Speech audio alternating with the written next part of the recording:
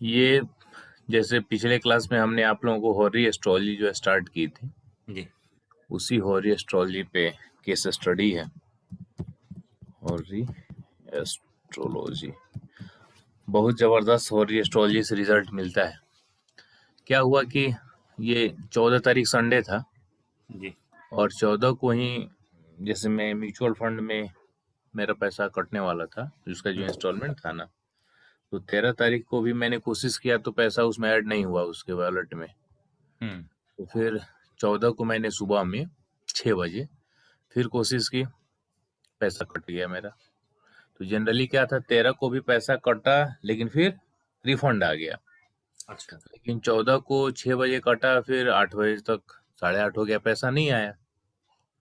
हम्म 14 Sunday था, हम्म 15-16 bank का हड़ताल। हड़ताल जी तो अचानक मेरे मन में क्वेश्चन आया कि ये पैसा मेरा रिफंड कब आएगा, क्योंकि अब पूछा किससे जाए। हम्म और जब हो रही एस्ट्रोलॉजी आपको आती है तो फिर यूज कर लीजिए, जी नहीं? जी तो इसलिए देखिए, यहाँ पे आप डेट और टाइम भी देखेंगे, 14 मार्च 2021, 8:45 28 पे, और हॉर्री नंबर है 175, 175। हम्म ठीक है, इसको मैंने डाला।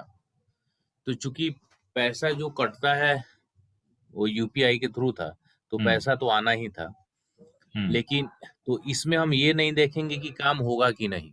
जी जैसे कुछ क्वेश्चन है हॉर्री के, जैसे मान लीजिए कि कोई आपसे विवाह के लिए पूछने आया कि मेरा विवाह कब होगा, हम्म तो वहां पे पहले ये देखना है कि विवाह का प्रॉमिस है कि नहीं, हाँ विवाह इसके जीवन में, इसके किस्मत में विवाह है कि नहीं। हाँ उसके बाद हम विवाह के टाइमिंग पे जाते हैं। जी लेकिन कुछ घटनाएं हैं, जैसे वो पैसा कटा है तो पैसा आता है, हम्म आएगा। ट्रेन खुली है तो ट्रेन पहुंचेगी। हम्म अब ट्रेन मुंबई से खुल गई, दिल्ली पहुंचनी है, तो वहां पे थोड़े देखेंगे कि देख के बताइए ट्रेन आज पहुंचेगी कि नहीं पहुंचेगी। हम्म ट्रेन तो खुली है तो पहुंचेगी ही, टाइमिंग हम्म देखना है। लेकिन फिर भी मैं बता देता हूँ कि उसके वो हम कैसे देखेंगे। हम्म यहाँ पे सबसे पहले देखिए, ये जो कुंडली बनी 175 होरी एस्ट्रोलॉजी के अनुसार, यहाँ पे जो आपका क्वेश्चन है, उस क्वेश्चन के अकॉर्डिंग आपको चेक करना है। चेक क्या करना होता है कि चंद्र का संबंध प्रश्न वाले भाव, तो जो होरी एस्ट्रोलॉजी होती है, उस होरी एस्ट्रोलॉजी के लिए हम चंद्र से देखते हैं कि प्रश्न की प्रकृति, प्रश्न वास्तविक है या नहीं है। तो चंद्र यहाँ देखिए भाव चलित में तीसरे भाव में है, ऑनलाइन ट्रांजैक्शन था, जी थर्ड हाउस बराबर थर्ड हाउस में चंद्र चला गया। जी साथ ही साथ चंद्र की फैमिली में भी हम जाके देखेंगे, जो पैसे से रिलेटेड हाउसेस को डिनोट कर रहा होगा। तो चंद्र में देखिए 3-8 है, 3 8 ऑनलाइन ट्रांजैक्शन, 8वां प्रॉब्लम क्रिएट हुआ। 2 नंबर धन का है, और सब लेवल पर 5-12 यानी 5-8-12 भी है। तो कहीं ना हाँ कहीं ये प्रॉब्लम को इंडिकेट कर दिया, ठीक है ना? हाँ तो इससे प्रश्न की सार्थकता का पता चल गया। हम्म अब इसके बाद मुद्दा ये है कि हमें यदि ये क्वेश्चन रहता है जानने के लिए कि होगा या नहीं होगा, यस या नो के लिए, तो हम कुंडली में देखते हैं लग्न के सब लॉर्ड को। एसएसएल यहाँ पे जो लिखा हुआ है ना, जी ये लग्न का एसएसएल यदि 11वें का भी एसएसएल बन जाए, सब लॉर्ड बन जाए, हम्म या सब लॉर्ड भी बन जाए, तो काम होता है।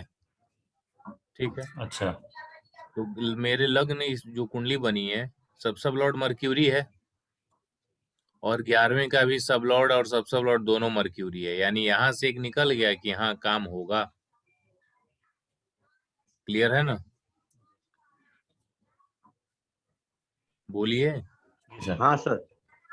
लग्न के सब लॉर्ड का संबंध 11वें के सब लॉर्ड या सब लॉर्ड से बने, तो हम कहेंगे कि हाँ काम होगा। दूसरा नियम ये है कि जो लग्न का सब लॉर्ड है, ये आपका उस टाइम का जो रूलिंग प्लेनेट होना चाहिए उसमें हो। ये रूलिंग प्लेनेट देख रहे हैं, यहाँ लिखा हुआ माउस का पॉइंटर है। जी तो ये नटल वाला देखेंगे, चूंकि 14 तारीख वाला, ये ट्रांजिट वाला अभी का है, तो मैंने ये नटल वाला यूज किया था, क्योंकि उस टाइम का मेरा रूलिंग प्लेनेट यही था। ठीक है, इसमें आप देखेंगे तो मर्क्यूरी नहीं है, तो इसमें नहीं है, लेकिन 11वें में था, तो वो वहां का पूरा हो गया, फुलफिल हो गया। तो अब देखना है कि काम होगा कब। तो जो नट रूलिंग प्लेनेट आपका होता है, उस रूलिंग प्लेनेट में यदि शनि आएगा तो काम में विलंब होगा, लेट होगा। तो रूलिंग प्लेनेट में देखिए चंद्र का रूलिंग शनि बना हुआ है, चंद्र का जी। स्टार लॉर्ड हाँ, नक्षत्र स्वामी है शनि। शनि बना हुआ है। हम्म। तो चंद्र का नक्षत्र शनि बन गया, इसका मतलब फिक्स था कि काम उस दिन नहीं होगा, यानी 14 तारीख को काम नहीं होगा, पैसा वापस नहीं आएगा। क्लियर? जी। तो अब था कि पैसा मिलेगा कब। तो चंद्र जिस दिन इस रूलिंग प्लेनेट में, जो सबसे स्ट्रॉन्ग रूलिंग प्लेनेट होगा, चंद्र जब उसके नक्षत्र में जाएगा ना, उसी दिन काम होगा। तो 14 तारीख को चंद्र शनि के नक्षत्र में था, शनि के बाद बुध आता है, 15 को चंद्र बुध के नक्षत्र में जाएगा। तो इस रूलिंग में कहीं भी बुध है? मर्क्यूरी नहीं है, आरपी में नहीं है सर। नहीं है, मर्क्यूरी कहीं रूलिंग में नहीं है। उसके बाद मर्क्यूरी के बाद केतु आएगा। तो केतु देखिए यहाँ है, और फिर नोट्स के रूप में देखिए यहाँ आया हुआ है। समझ रहे हैं?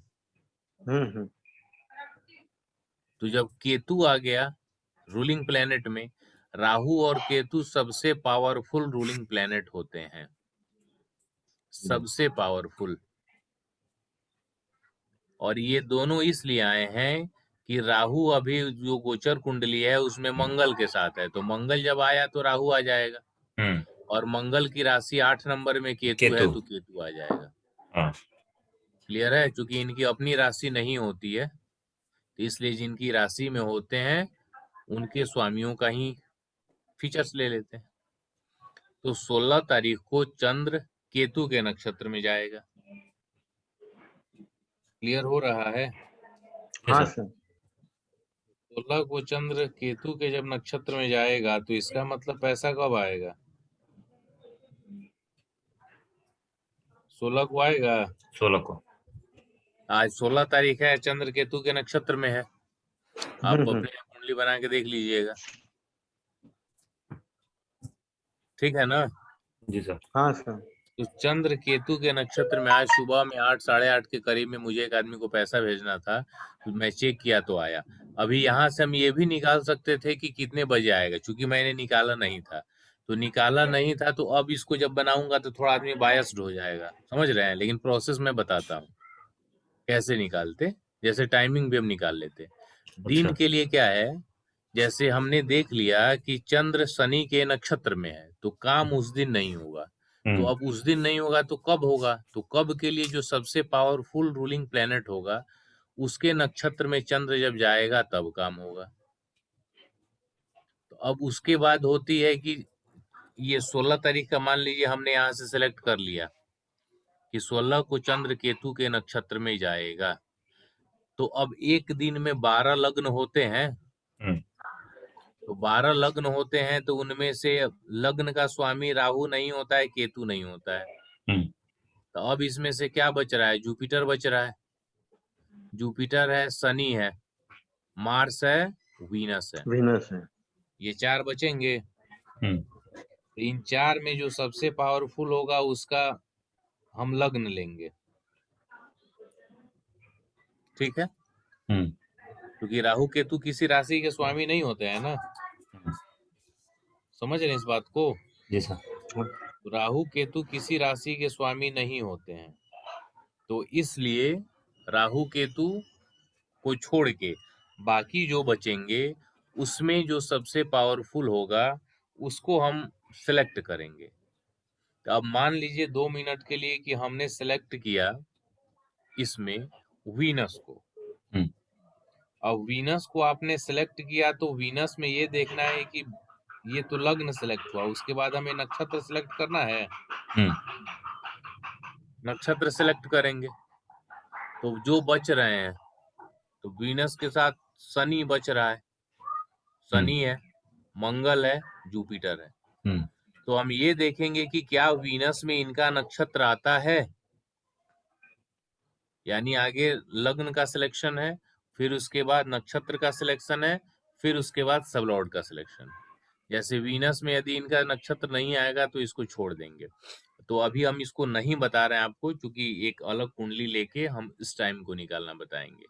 तो अभी प्रेजेंट में जो था चंद्र के द्वारा दिन को प्रेडिक्ट करना, तो ये कर सकते हैं ना? जी बोलिए नीलिमा जी और नहीं नीलम और हाँ सर, चौधरी जी, बराबर है सर। हाँ टाइमिंग पे भी हम आएंगे, क्योंकि अभी घटना हो गया है तो अब इसको थोड़ा सा निकालना होगा, तो आदमी बायस्ड हो जाएगा, समझ रहे जी हैं? जी इसको अभी इस पे हम नहीं आते हैं। क्लियर? जी सर। जी सर।